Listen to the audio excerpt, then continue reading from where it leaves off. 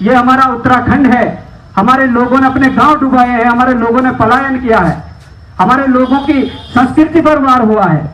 हमारे लोगों को यहाँ हिस्सेदारी चाहिए। यहाँ के डैम की 12% रॉयल्टी नहीं, कम से कम 50% हिस्सेदारी यहाँ के स्थानीय लोगों को चाहिए।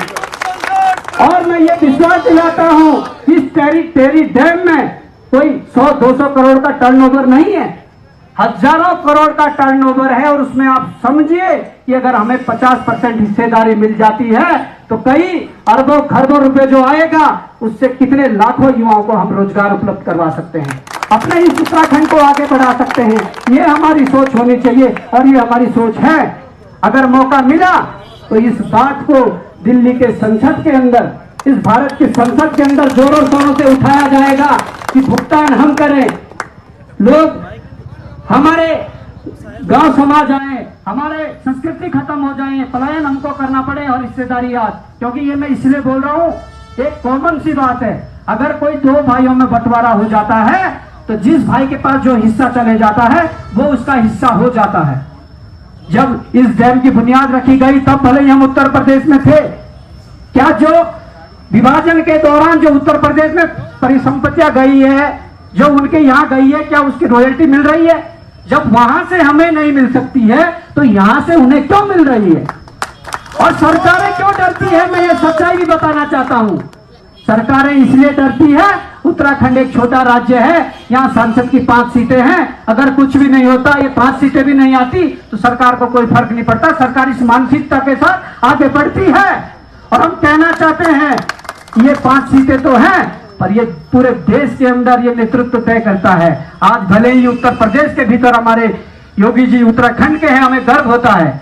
आज भले ही मोदी जी के राष्ट्रीय सुरक्षा सलाहकार हमारे उत्तराखंड से हमें गर्व होता है।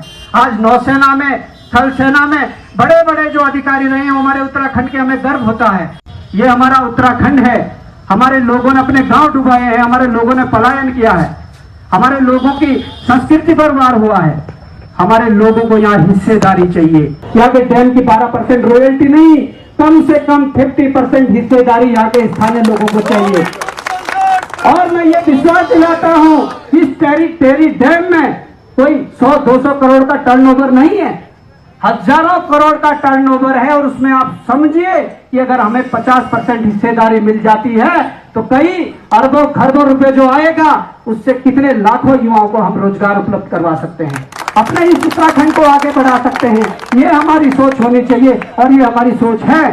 अगर मौका मिला तो इस बात को दिल्ली के संसद के अंदर, इस भारत की संसद के अंदर जोरों शोरों से उठाया जाएगा कि भुगतान हम करें, लोग हमारे गांव समाज आए, हमारे संस्कृति खत्म हो जाए, पलायन हमको करना पड़े और हिस्सेदारी याद। क्योंकि ये मैं इसलिए बोल रहा हूँ, एक कॉमन सी बात है, अगर कोई दो भाइयों में बंटवारा हो जाता है तो जिस भाई के पास जो हिस्सा चले जाता है वो उसका हिस्सा हो जाता है।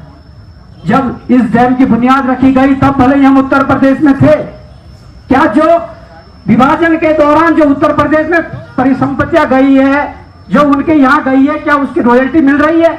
जब वहां से हमें नहीं मिल सकती है तो यहां से उन्हें क्यों मिल रही है? और सरकारें क्यों डरती है? मैं ये सच्चाई भी बताना चाहता हूं। सरकारें इसलिए डरती है, उत्तराखंड एक छोटा राज्य है, यहाँ सांसद की 5 सीटें हैं, अगर कुछ भी नहीं होता, ये 5 सीटें भी नहीं आती तो सरकार को कोई फर्क नहीं पड़ता। सरकार इस मानसिकता के साथ आगे बढ़ती है। और हम कहना चाहते हैं ये 5 सीटें तो हैं, पर ये पूरे देश के अंदर ये नेतृत्व तय करता है। आज भले ही उत्तर प्रदेश के भीतर हमारे योगी जी उत्तराखंड के हैं, हमें गर्व होता है। आज भले ही मोदी जी के राष्ट्रीय सुरक्षा सलाहकार हमारे उत्तराखंड से, हमें गर्व होता है। आज नौसेना में, थल सेना में बड़े बड़े जो अधिकारी रहे हैं हमारे उत्तराखंड के, हमें गर्व होता है।